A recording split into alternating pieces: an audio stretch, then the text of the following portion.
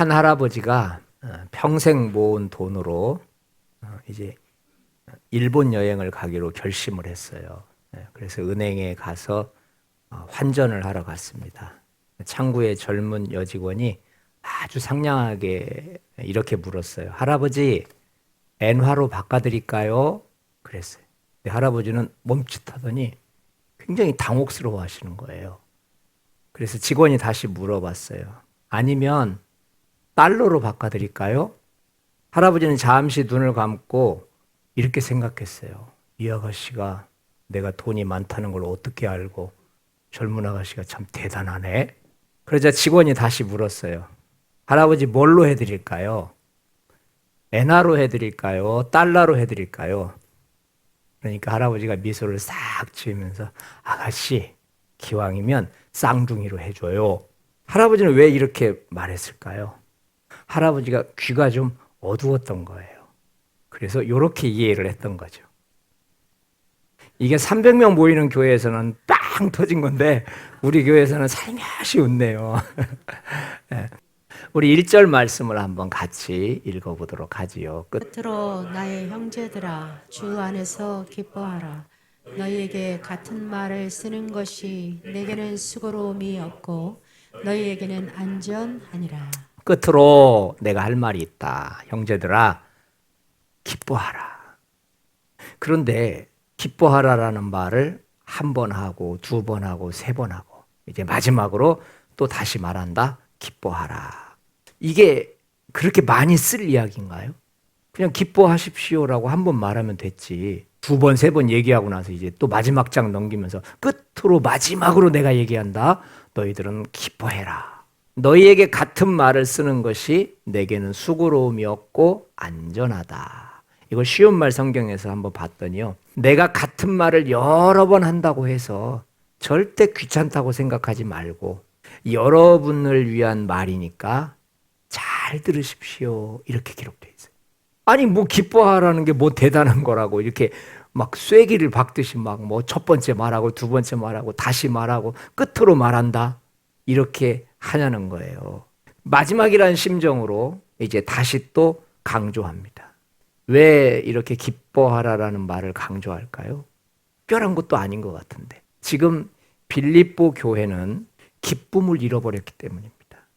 기쁨을 잃어버리고 모두가 다 인상을 쓰면서 신앙생활을 하고 있는 거예요. 그러면서 바울은 이렇게 말해요. 지금 너희들이 교회 안에서나 혹은 성도들 사이에서 기쁨을 사라지게 한 그런 원인이 있다. 그러면서 2절을 이야기합니다. 도대체 무엇 때문에 이렇게 교회 안에 기쁨이 다 사라져 버렸을까요? 개들을 삼가고 행악하는 자들을 삼가고 몸을 상해하는 일을 삼가라. 바울이 쓴 표현들이 굉장히 거친 표현들이 한두 개가 나오는데 여기에서는 모두가 다 거칠어요. 개들을 삼가. 사람을 개래요. 이 개들은 누구냐면요. 유대주의자들을 말하는 거예요. 유대인들은 이방인들을 뭐라고 취급하죠? 개라고 얘기해요. 그런데 바울은 반대로 그 유대인들을 보면서 너희가 개다. 이렇게 얘기하는 거예요. 왜냐? 이 유대인들은 예수님의 복음을 자꾸만 곡해하고 왜곡해가지고 삐딱하게 이해하게 만드는 거예요.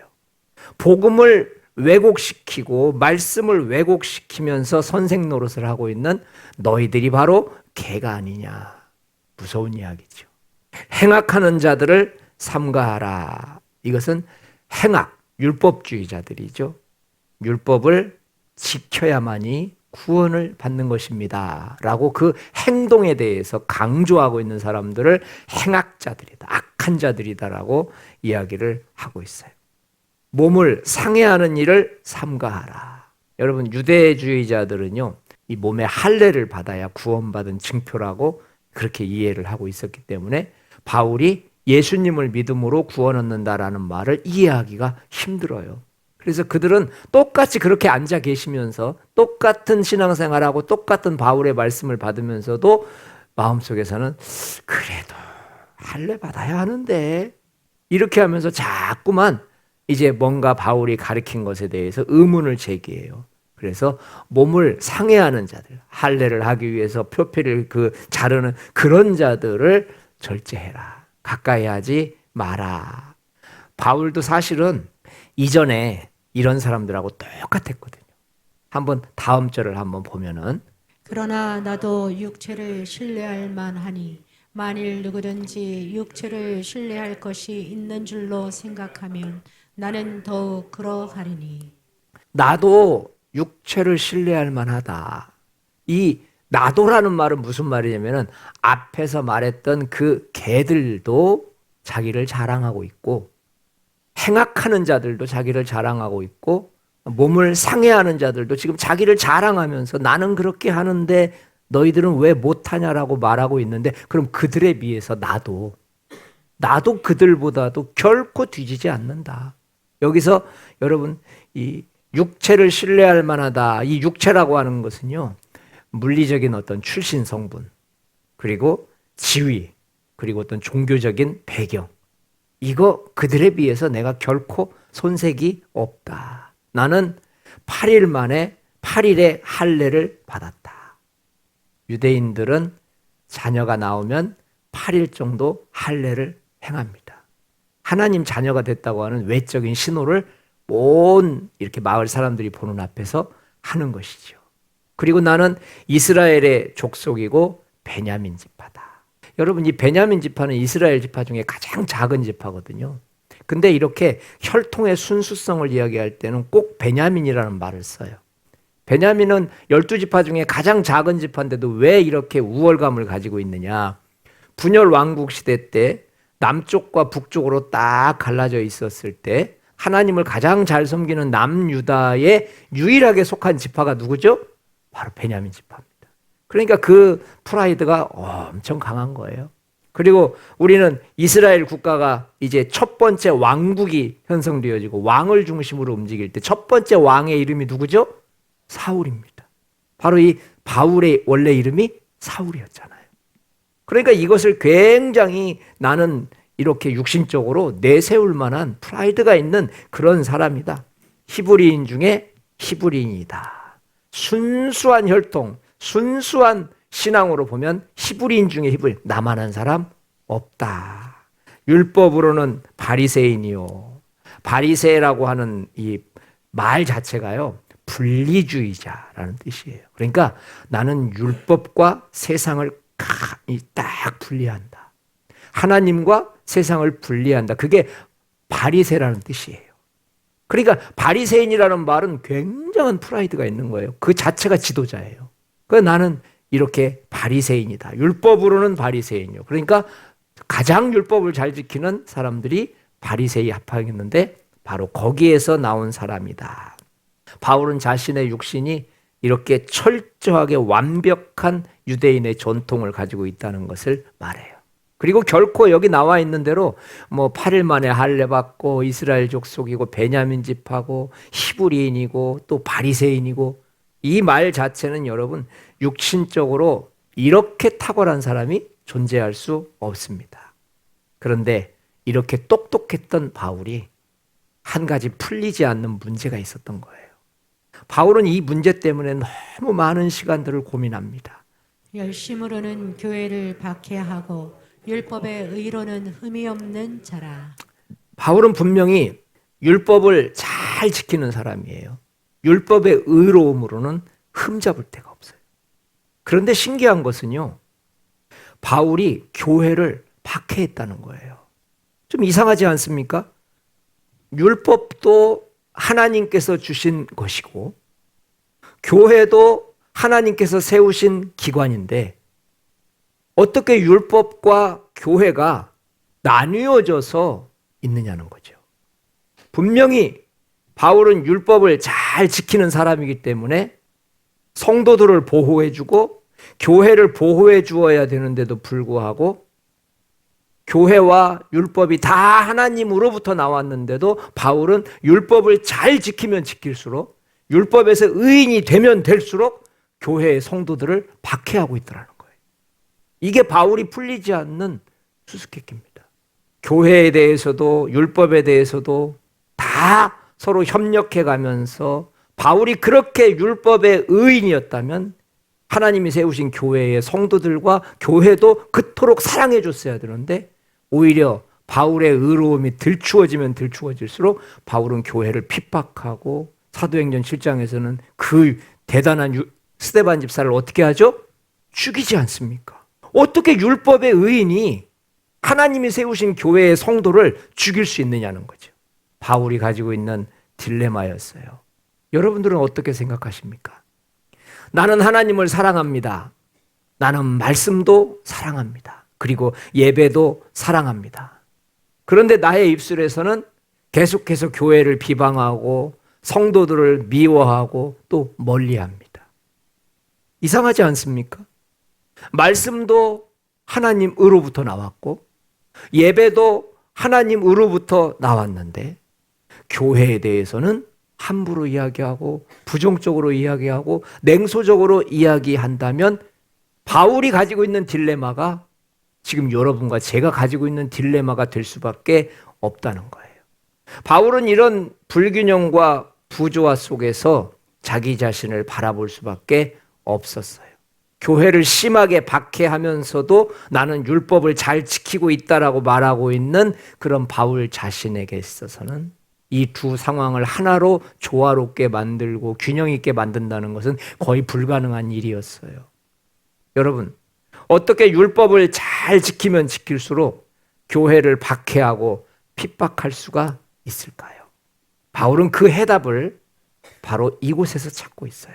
우리 8절 말씀 한번 읽어보겠습니다. 또한 모든 것을 해로 여김은 내 주 그리스도 예수를 아는 지식이 가장 고상하기 때문이라. 바울은 여기서 해답을 찾았어요. 자신의 문제점이 무엇인가를 발견한 것이죠. 바울은 교회를 가장 귀한 곳에 두었어요. 그리고 율법을 소중한 위치에 두었어요. 그러다 보니까 예수 그리스도를 놓친 거예요. 다시 말해서 교회를 통해서 예수님을 보려고 하니까 이게 문제가 되는 거예요. 교회에 방해가 되는 것을 해치려고 하니 문제가 된 것입니다. 또 율법을 통해서 예수님을 보려고 하니까 문제가 돼버린 거예요. 그래서 율법에 방해가 되는 것을 해치려고 할 때마다 문제가 되는 겁니다. 여러분, 우리들이 하나님의 자녀들로서 오늘 이 바울이 말하고 있는 이 세상에서 가장 고상한 것이 내 주님 그리스도 예수를 아는 지식이 고상합니다라고 말한다는 것은 그리스도 예수를 아는 지식, 바로 그것이야말로 교회를 보는 눈이 되어야 되고 율법을 바라보는 눈이 되어야 된다는 것을 믿으시기 바랍니다. 많은 사람들은 교회를 통해서 그리스도를 봅니다. 그러니까 해석이 안 됩니다. 어떻게 교회에서 이런 일이 일어날 수 있지? 많은 사람들은 율법을 통해서 예수 그리스도가 접근합니다. 이상하다. 성경에는 이렇게 안 나왔는데. 그런데 여러분, 예수님을 통해서 교회를 보면 어떨까요? 정말 예수님은 우리 교회를 그렇게 냉소적으로 보실까요? 정말 그렇게 우리 교회를 한없이 부족한 교회로 보실까요? 예수님을 통해서 율법을 보면 어떨까요? 정말 율법에서 말하는 대로 양손에 구약과 신약의 칼날을 가지고 너 잘못됐어 잘라버리고 너 틀렸어 잘라버리고 진짜로 예수님께서 그렇게 율법의 눈을 가지고 여러분과 저를 바라보실까요?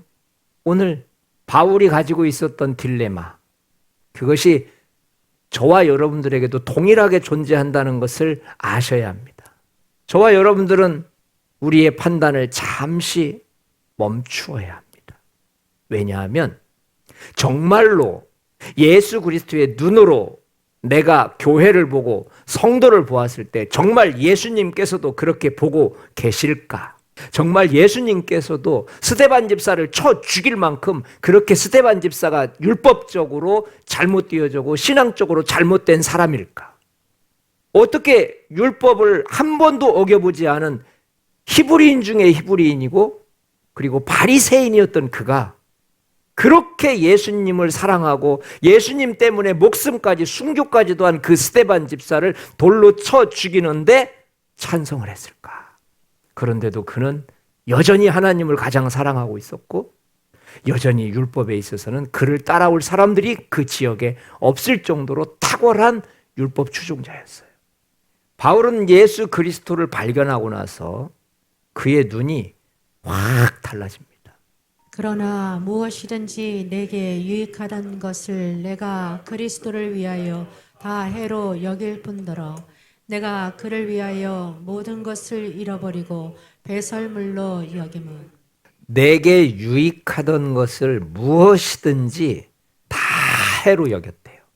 아니 뭐 단 한 가지라도 좀 아까운 게 있어야 되는데 그냥 지금까지 살아오면서 내게 이건 좋은 거야. 이건 나에게 유익해. 말했던 모든 것들을 부정해 버리는 거예요. 왜? 그리스도를 아는 지식, 그리스도를 만난 그 기쁨에 비하면 이런 것들은 아무것도 아니었던 것이죠. 그리고 말합니다. 8절에서 나는 모든 것을 잃어버리고 그리고 배설물로 여겨버리겠다. 예전에는 가장 좋았던 건데 지금은 그게 여러분 똥이랍니다. 똥, 변, 배설물이래요. 이거는 대충 변한 사람들은 이런 말을 할 수 없죠. 180도 완벽하게 변한 사람이 할 수 있는 말입니다. 180도 변하기 전에는 내 앞에 있었던 사람이거든요. 내가 180도 변했더니 내 등 뒤에 있는 거예요. 예전에는 나에게 유익을 줬던 것들이거든요. 돌고 나니까 그 사람이 나를 때리고 있는 거예요. 그런 것들이 오히려 내가 앞으로 나아가는데 지장이 되는 거예요. 내가 오히려 하나님의 나라를 위해서 살려고 하는데 그동안 내가 소중하게 여겼던 그 모든 것들이 오히려 내 등에다가 자꾸만 등을 치는 거예요. 가지 마, 하지 마, 그건 잘못됐어. 배설물이 돼버린 거예요. 바울은 그리스도를 얻기 위해서 모든 것을 버리는 것이 마땅한 것이라고 표현을 하고 있어요.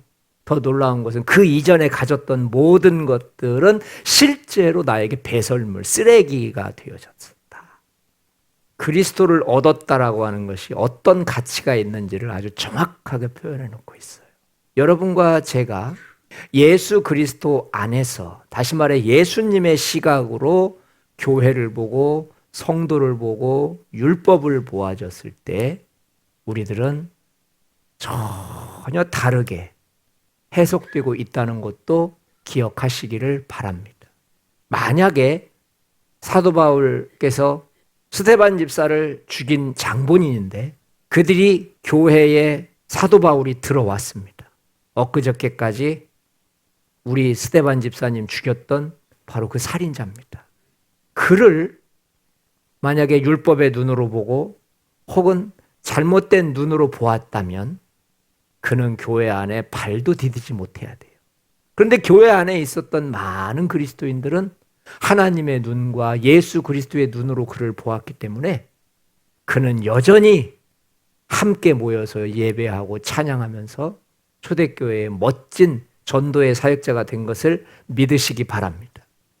바울의 인생 전체를 변화시킨 한 가지가 있었죠. 예수 그리스도를 만나면서 그가 인생 전체를 바꿔버린 한 가지가 있는데 바로 9절 말씀입니다. 내가 가진 의는 율법에서 난 것이 아니요 오직 그리스도를 믿음으로 말미암은 것이니 곧 믿음으로 하나님께로부터 난 의라. 이제 의에 대한 의의 관이 달라졌어요. 예전에는 자기의 의로움이었거든요. 내가 율법으로는 흠이 없는 사람이다. 무슨 말이에요? 율법을 온전하게 지키고 온전하게 그 율법 안에서 살아갔다. 여러분, 흠이 없다는 말을 다른 말로 하면은요, 무슨 행동을 해도 죄에 저촉되지 않는 걸 말해요. 그러니까 모든 게 몸에 배긴 거예요. 그러니까 태어날 때부터 율법을 알았고 배웠고 율법대로 살았기 때문에 그는 뭐 친구들과 대화를 하든지 예배를 드리든지 혹은 개인적으로 잡담을 하든지 무슨 상황 속에서도 의가 된 거예요. 흠이 안 되는 거예요. 이미 율법 안에 들어가 있는 바울을 알 수 있어요. 그런데 문제가 생겼어요. 어렸을 때부터 그렇게 철저하게 목숨 걸고 지켰던 그가 지금은 그것 때문에 예수님을 못 믿는 거예요. 너무 많은 율법의 지식과 뭐 좀 하려고 그러면 말씀이 톡톡톡 튀어나와서 아이고 이거 안 되는데 주님의 은혜를 잡을 수가 없는 거예요. 너무 많은 잡다한 지식들과 율법과 잡다한 그런 굴레들로 인하여서 그가 예수님 안에서 자유롭게 그리고 아주 능력 있게 무슨 일인가를 하려고 할 때마다 말씀이 톡톡톡톡 튀어나와서 계속 바울을 방해하는 거예요. 오히려 이런 것들은 나에게 배설물밖에 안 되는구나. 모든 걸 다 지워버리고 그 속에 예수를 아는 지식만 들어가야 되겠구나. 여러분과 저의 머릿속에 들어가야 될 것이 잡다한 것들이 아니고 예수 그리스도의 고상한 지식이 되시기를 축원드립니다.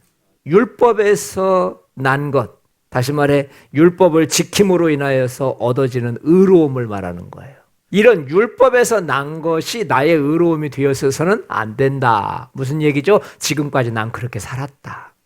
나는 율법을 지키면서 내 만족감으로 살았다. 그리고 율법대로 살아가고 있는 내 모습을 보면서 대견해하고 축복해주고 막 영광을 돌리면서 살았다. 자기 의로움으로 사는 것이 문제될 거 없습니다. 근데 뭐가 문제되는지 아십니까? 그렇게 살지 못하는 사람들이 문제가 되는 거예요. 예수 그리스도는 나에게도 하나님의 은총을 주셨지만 바로 내가 저 사람은 안 되라고 말하는 그 사람에게도 하나님의 은총을 주신 것을 믿으시기 바랍니다. 그래서 말하는 거예요. 하나님께로부터 난 의다. 다시 말해 율법의 완성으로 인하여서 만들어진 의로움이 아니고 하나님께서 일방적으로 내가 예수 그리스도를 믿음으로 주신 의로움이라는 겁니다. 이 의로움이 여러분과 저에게 다 선물로 주어졌다는 것을 믿으시기 바랍니다. 우리들이 예수 그리스도 안에서 의롭게 되어졌다라고 하는 말은요, 그것은 그 의로움이 주체가 우리의 행실이 아니고 예수님의 십자가와 부활을 통한 그분의 사역의 결과라는 것을 믿으시기 바랍니다. 우리의 의로움은 내가 무엇인가를 했기 때문에 주는 의로움이 아니고 그분께서 완성하심에 대한 의로움입니다. 그러니까 우리는 그분의 의로움 앞에 이렇게 숟가락 하나 얹어 놓은 겁니다. 무엇으로? 믿음으로. 근데 그 믿음으로 살아가는 저와 여러분들이 믿음을 버려버리고 율법으로 세상을 보고 무엇인가를 보고 하기 시작하는 순간 그 믿음은 의미가 없어집니다. 우리들의 믿음이 우리의 행실로 말미암아 되지 않고 오직 그리스도를 믿음으로 말미암아 생긴 믿음인 것을 인정하고 함께하는 여러분 되시기를 축원드립니다. 이제 바울이 어떻게 바뀌어졌나 한번 봅시다. 바울이 가지고 있는 하나님께로부터 난 의, 바로 이것을 통하여서 바울의 시선뿐만이 아니고 바울의 삶이 바뀌었어요. 자, 어떻게 바뀌었느냐? 10절과 11절을 보면 깜짝 놀랍니다. 아, 이렇게까지 바뀌었나? 내가 그리스도와 그 부활의 권능과 그 고난의 참여함을 알고자 하여 그의 죽으심을 본받아 어떻게 해서든지 죽은 자 가운데서 부활에 이르려 하노니. 바울의 시선이 그리스도와 그리스도에게 가 있어요. 부활의 권능과 부활의 권능에 가 있어요. 고난의 참여함과 또 그의 죽으심과 그리고 죽은 자 가운데서 부활하심과 단어가 딱 하나입니다. 예수 그리스도에 가 있어요. 그분이 고난받으셨다, 죽으셨다, 부활하셨다, 부활의 권능이 생겼다. 전부가 다 교회에 있지 않아요. 율법에 있지 않아요. 사람에게 있지 않아요. 그 사도 바울의 모든 초점이 예수 그리스도를 중심으로 그분이 행하신 일과 그분이 이룩하신 일에 관심이 있는 거예요. 이제 한번 생각해 봅시다. 왜 바울은 형제들아 기뻐하라라는 말을 계속 했을까? 너무 말을 안 들으니까 마지막으로 내가 다시 말한다. 주 안에서 기뻐하라. 왜 이렇게 했을까요? 그게 뭐라고? 바로 10절과 11절, 다시 말해 예수님을 바라보고 예수님께서 하신 사역을 바라보고 예수님의 죽으심을 바라보고 죽으셨다 살아나심을 바라보고 부활의 권세를 바라볼 때 그때 찾아오는 것이 기쁨입니다. 그런데 어떤 때 기쁨이 사라지느냐? 예수님을 바라봐야 되는데 옆을 바라봐요. 예수님만 바라봐야 되는데 내 현실을 바라봐요. 예수님의 죽으심을 바라봐야 되는데 내가 힘든 것을 바라봐요.